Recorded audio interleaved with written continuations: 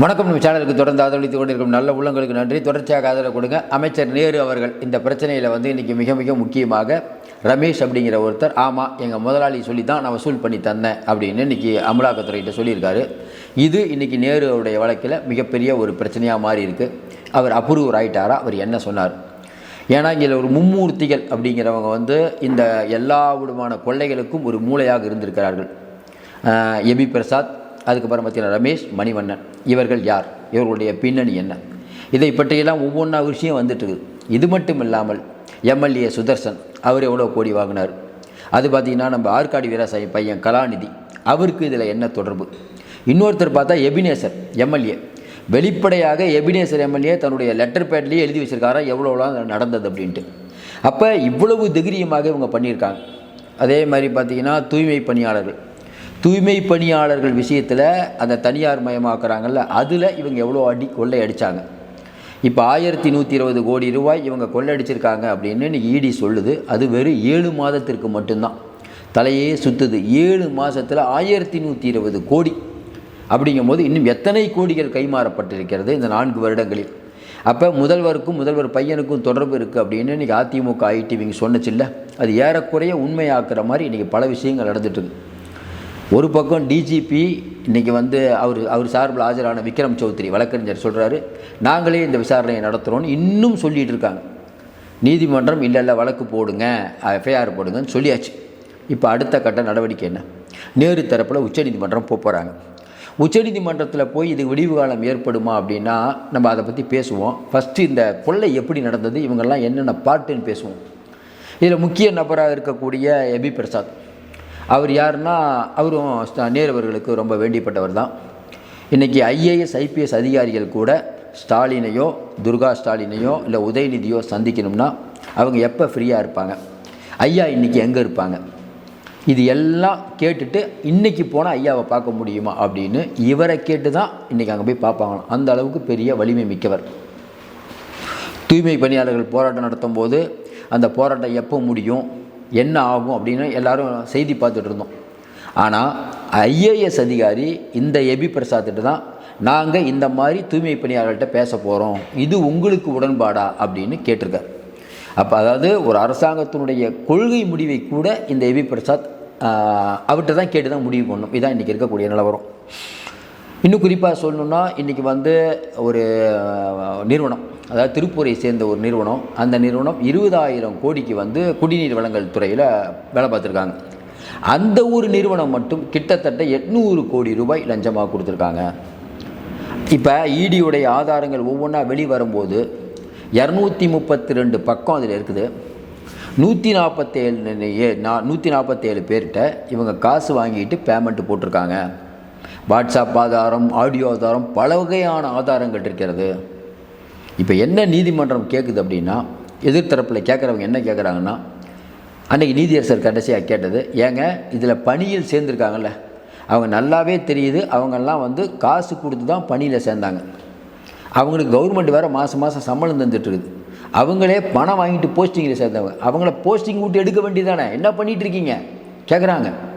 இப்போ இதில் என்ன சிக்கல்னா, இந்த பணம் கொடுத்தாங்கல்ல, யார் நேரு அவர்கள்ட்ட அவங்க தம்பிகிட்டலாம் கொடுத்தாங்கல்ல, பாதிக்கப்பட்டவங்கன்னா பணம் கொடுத்து ஏமாந்தவங்க, அந்த ஏமாந்தவங்க வீட்டில் இப்போ என்ன பிரச்சனைனா, நகையெல்லாம் விற்று நிறையா சொத்தெல்லாம் விற்று இந்த பணத்தை கொண்டே கொடுத்துட்டாங்க 35 லட்ச ரூபா. இப்போ வேலை இல்லை அப்படின்னு சொன்னால் இந்த பணத்தை யார்கிட்ட போய் வசூலிப்பாங்க? நல்லா யோசனைப்பாருங்க. எப்போ அவங்களுக்கு தான் வேலை கொடுத்துட்டோமா, நாங்கள் என்ன பண்ண முடியும்? யார்கிட்ட போய் கேட்பீங்க? முதல்ல போச்சா, மெல்லவும் முடியாமல் என்ன பண்ணுறதுன்னு தெரியாமல் ஒரு 147 குடும்பங்கள் இன்றைக்கி இருந்துகிட்ருக்குது. தமிழ்நாட்டில் யாரையும் தலைகுனிய விடமாட்டேன்னு சொல்கிற ஸ்டாலின் அரசாங்கத்தில் இன்றைக்கி இவங்க திகச்சு போயிருக்காங்க. ஏன்னா போஸ்டிங் வேணால் காசு கொடுக்கணும், அவ்வளோதான். காசு கொடுத்தா இன்றைக்கி ரோட்டில் நிற்கிறாங்க.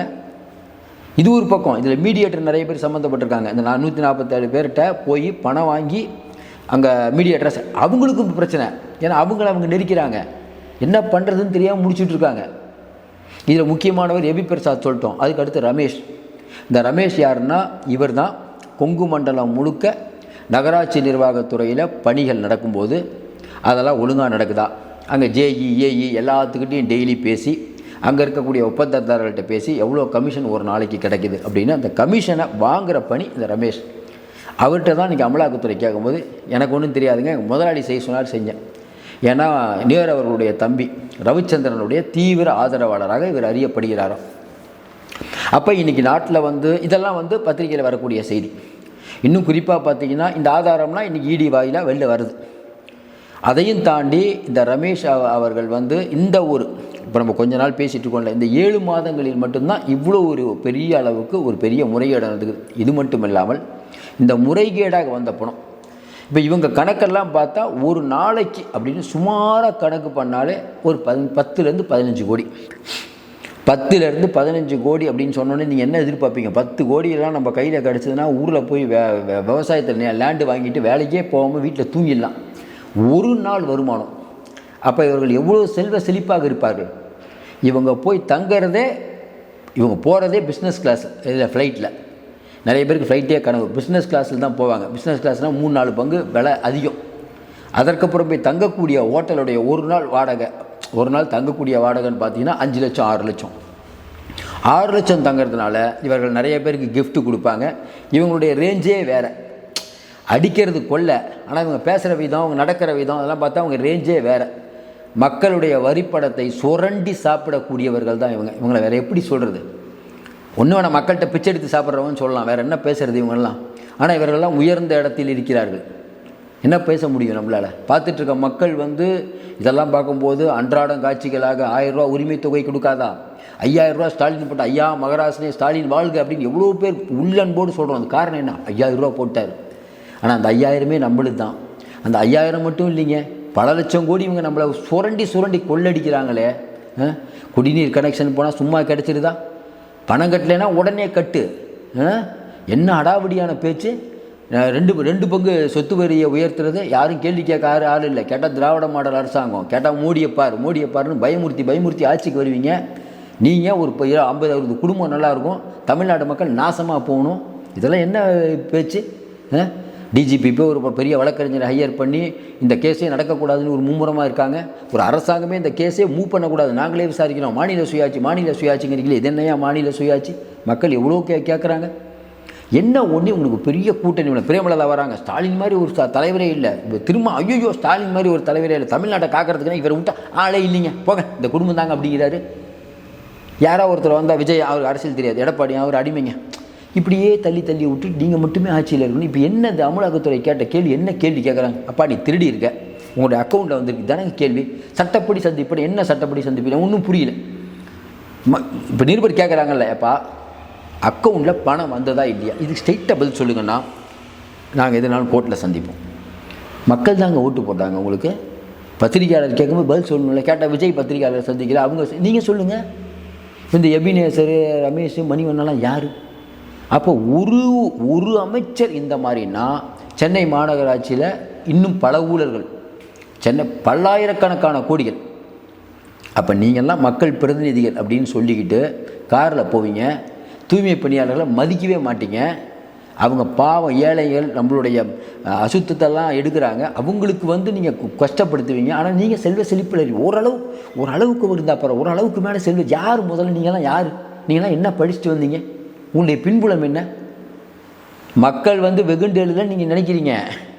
கடைசியாக பார்த்தா இந்த தூய்மை பணியாளர்களுக்கு வந்து ட்ரெஸ்ஸு தைக்கிறதுல ஒரு ஐபிஎஸ் அதிகாரி போய் அந்த டெண்டரில் ஐபிஎஸ் அதிகாரி என்னன்னே புரியலைங்க. என்னதான் நாடு? ஒரு காலத்தில் வந்து எம்எல்ஏ அமைச்சர் தான் கொள்ளடிப்பாங்க, நீங்களும் கொள்ளடிக்கிறீங்க.